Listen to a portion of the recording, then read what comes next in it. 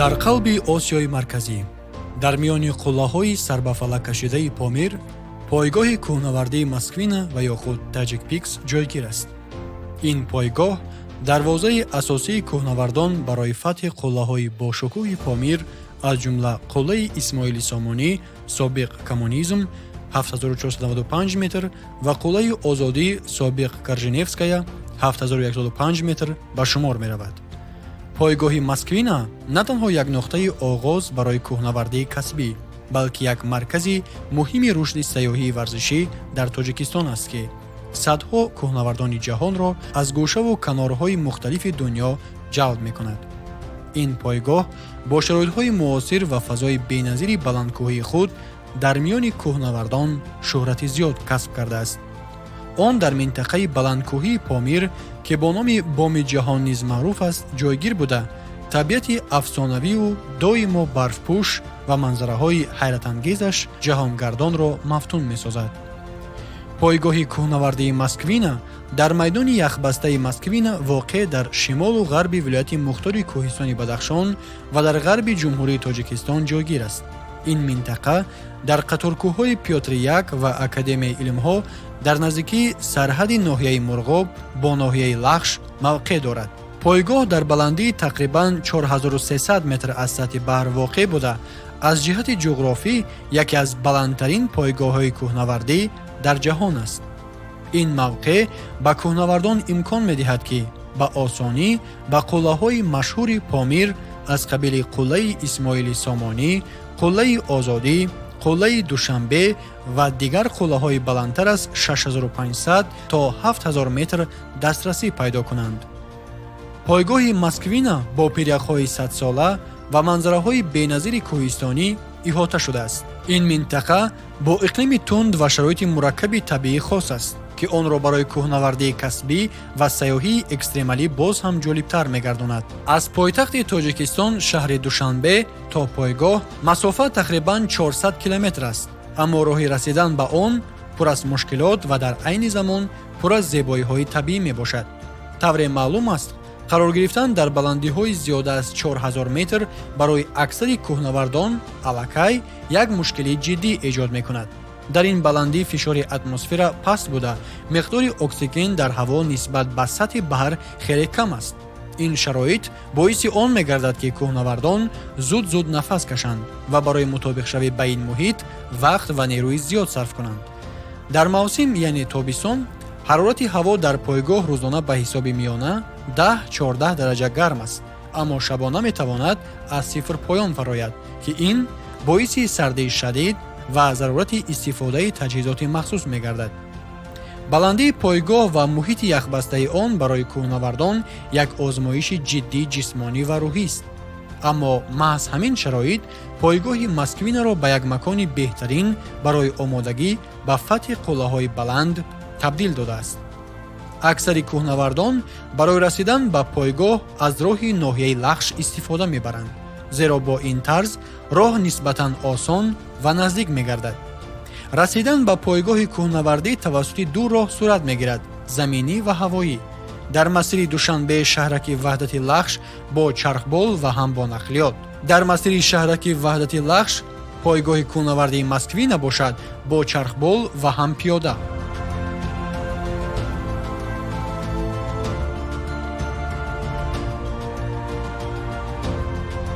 чархболҳо, ки одатан аз ҷониби ширкатҳои махсуси кӯҳнавардӣ ташкил карда мешаванд, кӯҳнавардонро мустақиман ба майдони яхбастаи Москвина мерасонанд. من حامد رستگار هستم. از کشور ایران اومدیم به تاجیکستان. اولین باری هستش که من اصلا کشور تاجیکستان میام و توی منطقه پامیر تاجیکستان فعالیت میکنم و من از 18 سالگی داخل کوهنوردی رفتم و حدود 10 ساله که ارتفاع بلند بالای 7000 متر کار میکنیم. توی تیم ملی امید ایران بودیم. بلندترین قله که فتح کردم بلندترین قله کشور قرقیزستان که قله پوبدا باشه. پارسال صعود کردیم 7439 متر. اول کورژنسکایا رو تلاش میکنیم، بعد میخوایم تلاش کنیم روی قله سامانی، اسماعیل سامانی. интиқол бо чархбол на танҳо тез, балки бехатар низ ҳаст, зеро роҳҳои заминӣ дар ин минтақа хеле хатарноканд. сафар ба пойгоҳи Москвина худ як саёҳати пур аз таъсирот мебошад, ки кӯҳнавардонро бо зебоиҳои табиии Помир ва Лахш ошно мекунад. аз манзараҳои кӯҳҳои барфпӯш то дарёҳои Пуртуғиён ва деҳаҳои бостонии кӯҳистонӣ, ҳамаи ин як ҷузъи муҳими таҷрибаи кӯҳнавардӣ дар Тоҷикистон аст. пойгоҳи Москвина таърихи бой дорад, ки аз давраи собиқ Иттиҳоди Шӯравӣ ибтидо мегирад. дар он замон қуллаҳои Помир, аз ҷумла қуллаи коммунизм, ҳоло қуллаи Исмоили Сомонӣ, яке аз ҳадафҳои асосии кӯҳнавардони шӯравӣ буданд. аввалин пойгоҳи кӯҳнавардӣ дар ин минтақа дар майдони яхбастаи Сулоев дар солҳои 1930, сипас бо гузашти чандин сол пойгоҳи наву замонавитар дар майдони Москвина таъсис ёфта буд ва он дар тӯли 10 солаҳо ҳамчун маркази муҳими омодагӣ ба кӯҳнавардии баландкӯҳ истифода мешуд. пас аз истиқлолияти ҷумҳурии Тоҷикистон дар соли 1991 пойгоҳи Москвина таҳти унвони Tajik Peaks аз нав ташкил карда шуд ва ба як маркази байналмилалии кӯҳнавардӣ табдил ёфт. дар солҳои 2000 бо рушди сайёҳии варзишӣ дар Тоҷикистон пойгоҳ бо таҷҳизоти муосир муҷаҳҳаз гардид ва ба як макони ҷолиб барои кӯҳнавардони дохиливу хориҷӣ табдил ёфт. Лагерь такой аутентичный, таких лагерей я еще нигде не видел. То есть, чтобы в это место попасть, необходимо пешком минимум 7 дней сюда идти, либо залететь на вертолете. И вот такая некая уединенность в больших горах, на зеленой полянке, ну просто ее нигде нет. Нигде. То есть на просторах бывшего Советского Союза таких лагерей нигде нет. Но за счет того, что Tajik Peaks построил очень уютный базовый лагерь, очень уютный, довольно-таки комфортно, можно быстро восстановиться. Буквально позавчера я был на вершине, в этот же день спустился в лагерь. Вчера организовали бани, сауну на высоте 4300 метров, но это, конечно, необычно, это приятно. И хочется вернуться из таких тягот и лишений в горах, которые у тебя есть, в комфорт цивилизации. И этот лагерь предоставляет. таърихи пойгоҳ бо фатҳи қуллаҳои Помир зич алоқаманд аст. масалан, пас аз он ки дар солҳои 1932 баландтарин қуллаи собиқ Иттиҳоди Шӯравӣ дар минтақаи Помири Тоҷикистон кашф гардид, аввалин фатҳи расмии қуллаи Сталин соли баъд 3 сентябри соли 1933 аз ҷониби кӯҳнаварди ҷавони шӯравӣ Евгений Абалаков дар рафти экспедитсияи кӯҳнавардӣ сурат гирифт ва пойгоҳи Москвина дар он замон ҳамчун нуқтаи асосии омодагӣ хизмат мекард. ин воқеа ба пойгоҳ аҳамияти фарҳангӣ ва таърихӣ дода, онро ба як рамзи кӯҳнавардии касбӣ дар минтақа табдил додааст. пойгоҳи Москвина дар рушди кӯҳнавардии Тоҷикистон нақши калидӣ дорад. Тоҷикистон, ки 93% қаламравашро кӯҳҳо ташкил медиҳанд, дорои иқтидори бузурги сайёҳии варзишии кӯҳӣ аст. пойгоҳи Москвина бо ҷалби кӯҳнавардони хориҷӣ ва ташкили экспедитсияҳои байналмилалӣ ба иқтисодиёти кишвар саҳми назаррас мегузорад. тибқи маълумотҳои расмӣ, дар солҳои охир шумораи сайёҳони хориҷӣ, ки барои кӯҳнавардӣ ба Тоҷикистон меоянд, ба таври назаррас афзоиш ёфтааст.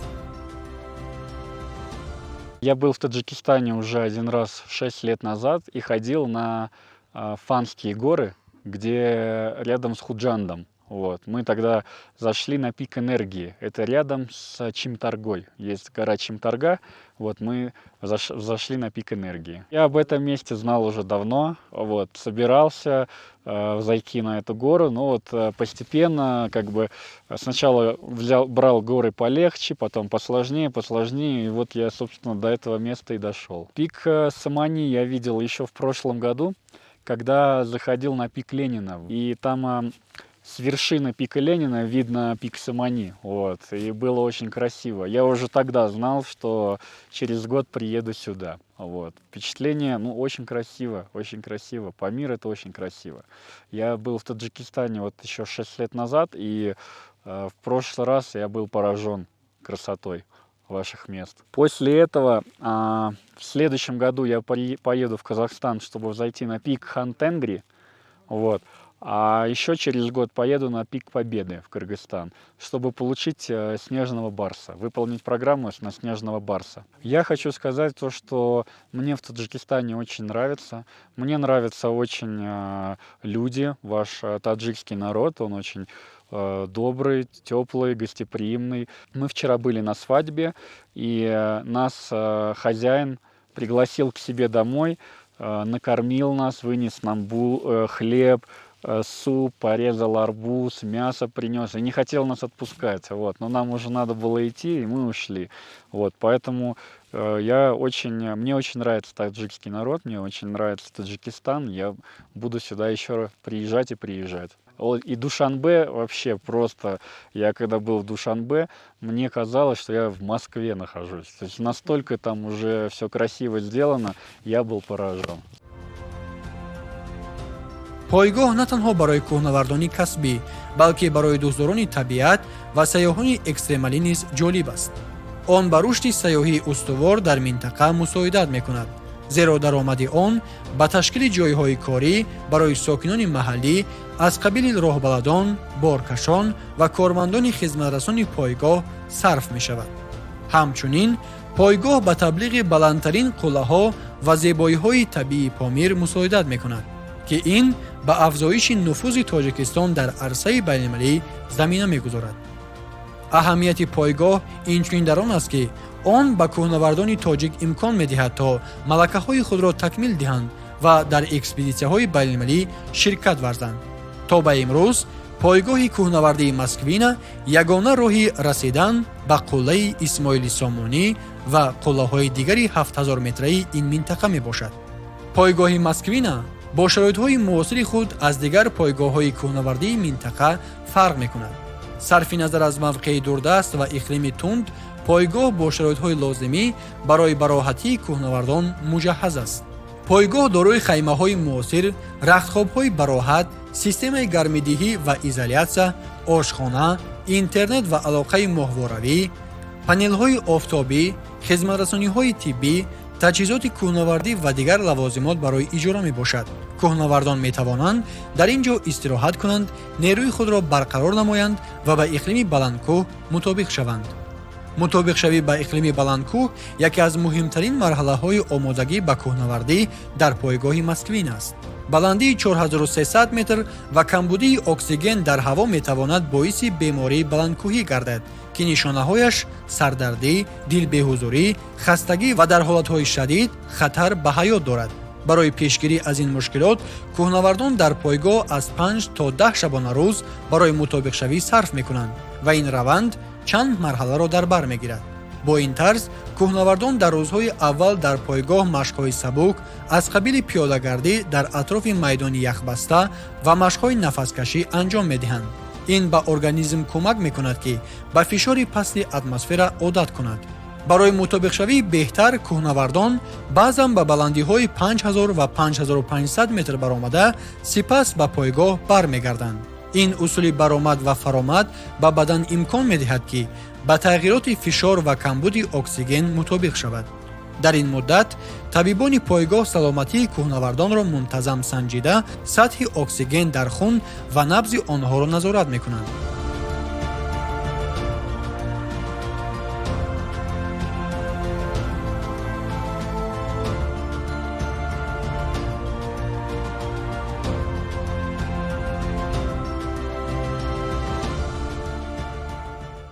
Каждый летний сезон проводим в высоких горах Таджикистана. Собственно говоря, в этом году мне посчастливилось первым зайти на вершину Корженевской, так называемый, на нашем сленге это звучит, распечатать гору в сезоне 25 года.